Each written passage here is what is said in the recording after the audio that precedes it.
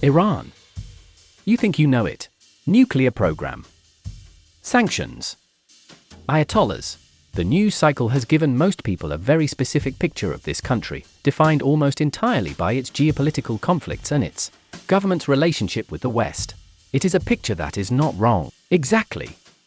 But it is so incomplete that it barely qualifies as a sketch. Because here is what the news cycle almost never tells you. Iran is one of the oldest civilizations on Earth. Its people invented polo, produced some of the greatest poetry in human history, and built an empire so vast it made ancient Rome look like a regional power. It controls 90% of the world's most expensive spice. It has a city where the temperature once hit 70 degrees Celsius, 30 kilometers from a functioning ski resort. And the word assassin, used in news broadcasts and legal codes across the entire world, was born in a mountain fortress in northern Iran 1,000 years ago. Today we're counting down the top 5 most surprising facts about Iran. Facts that will completely change how you think about one of the most misunderstood countries on the planet. Let's go. Number 5. In Iran, more women attend university than men. Take a moment with that.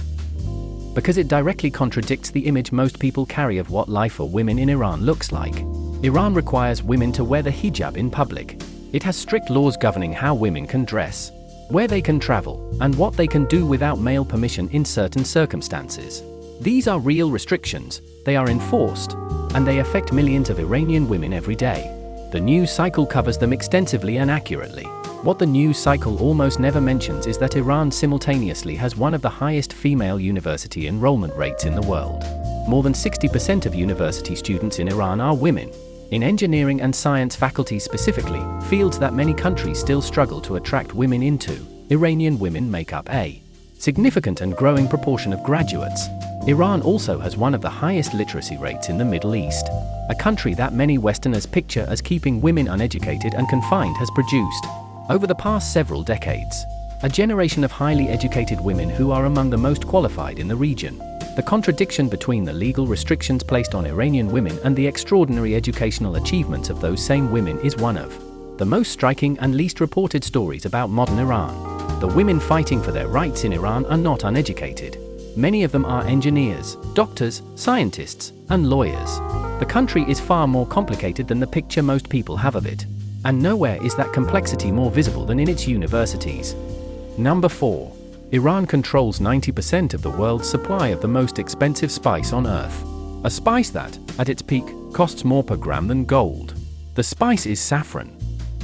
And the numbers around it are extraordinary. Saffron comes from the dried stigmas of the Crocus sativus flower. Each flower produces exactly 3 stigmas. Each stigma must be harvested by hand. At the precise moment the flower blooms, a window of only a few days per year. It takes approximately 150,000 flowers to produce a single kilogram of saffron. 150,000 flowers. By hand. In a few days. The result is the most labor-intensive agricultural product on Earth, and the most expensive spice by weight in the world. High-quality Iranian saffron sells for between $3,000 and $10,000 per kilogram. At its peak, a gram of saffron costs more than a gram of gold. And Iran produces over 90% of the global supply. The majority of Iran's saffron comes from the Khorasan region in the northeast of the country, an area where the climate, the soil and centuries of accumulated agricultural knowledge combine to produce a quality of saffron that other countries have repeatedly tried and largely failed to replicate. This is not a minor agricultural curiosity. Saffron is one of Iran's most significant exports, generating hundreds of millions of dollars annually and supporting the livelihoods of hundreds of thousands of farming families. It flavors the paella of Spain, the risotto Milanese of Italy, the biryani of South Asia, and the most expensive tea blends in the world. The next time you see saffron on a menu or a spice rack and wince at the price, there is a 90% chance it came from Iran. From a farmer who harvested it by hand, one flower at a time, in a window of a few days. Iran doesn't just produce saffron. Iran essentially is saffron. And almost nobody outside the food industry knows it. Number 3.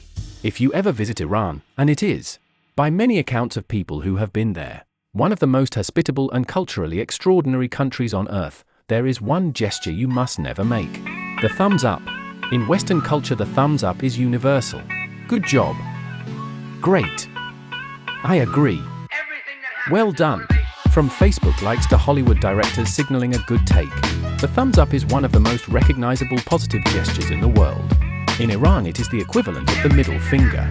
The gesture has its roots in ancient Persian culture and carries a meaning that is unmistakably offensive. Holding your thumb up at someone in Iran is not a friendly signal. It is an insult. A rude, aggressive, deeply offensive insult that will get a reaction you are entirely unprepared for. This creates a particularly rich problem for Western tourists and business travelers who use the thumbs up instinctively as a thank you to a driver, an approval to a waiter, a friendly acknowledgement to a stranger. Every one of those interactions, intended as warmth, lands as an insult.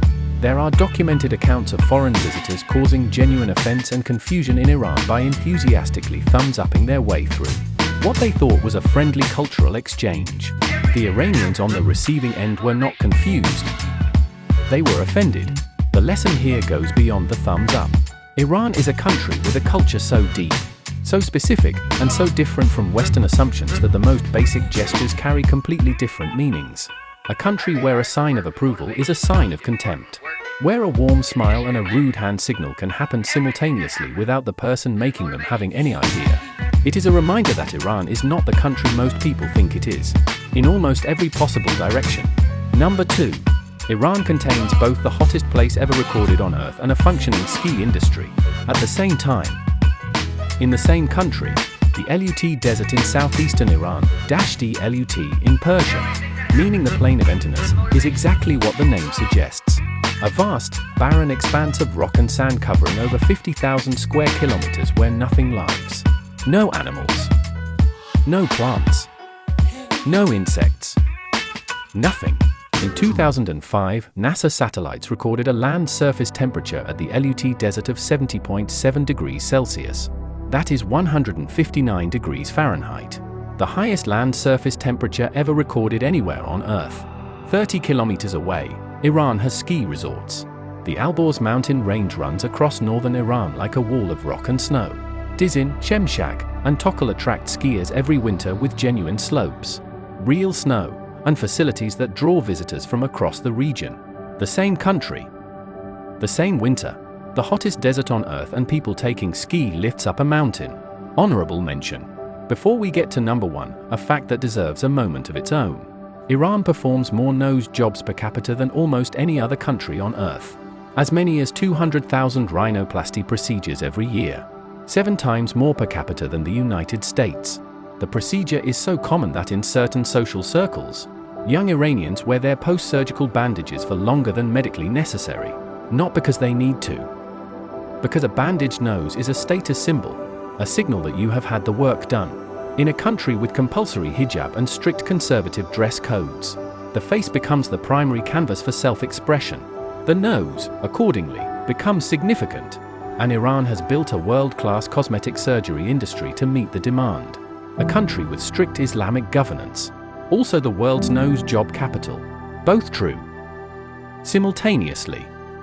Only in Iran. Number 1. The word assassin comes from Iran, and the story behind it involves a mountain fortress, a secret order of killers, and a man who changed the nature of political power in the medieval world. In the 11th century, in the mountains of northern Iran, a man named Hassan I Sabbah founded one of the most feared organizations in the history of warfare. He seized a remote mountain fortress called Alamat, the Eagle's Nest, high in the Alborz Mountains, and from there built a network of operatives and killers that stretched across the Islamic world and into Europe. His followers were Nizari Ismailis, a branch of Shia Islam that had lost a succession dispute within the Fatimid Caliphate and found themselves persecuted and politically marginalized. Hassan I Sabbah's response was historically unprecedented. Rather than build a conventional army, he built something more powerful, a system of targeted killings, specific, planned, surgical eliminations of political enemies, caliphs, viziers, crusader leaders, anyone whose death would shift the political landscape in his favor. His operatives were trained in patience, languages, disguise, and infiltration. They would spend months or years embedded in a target's court, gaining trust, before striking at the precise moment chosen from Alamat. The psychological impact across the medieval world was enormous. If Hassan I Sabbah had decided you were a target, no bodyguard, no fortress, and no distance offered complete protection. The Crusaders encountered this organization during their campaigns in the Holy Land and brought the word back to Europe. The etymology is debated. The most cited theory connects it to the Arabic word for hashish, with medieval accounts claiming the operatives used the drug, though most modern historians are skeptical. What is not debated is that the word assassin, in every language where it appears today, traces directly to Hassan I-Sabra's order in the mountains of 11th century Iran. The word for a targeted political killing used by journalists, historians, lawyers, and governments across the entire world was born in a fortress in northern Iran 1,000 years ago. Iran gave the world saffron that costs more than gold.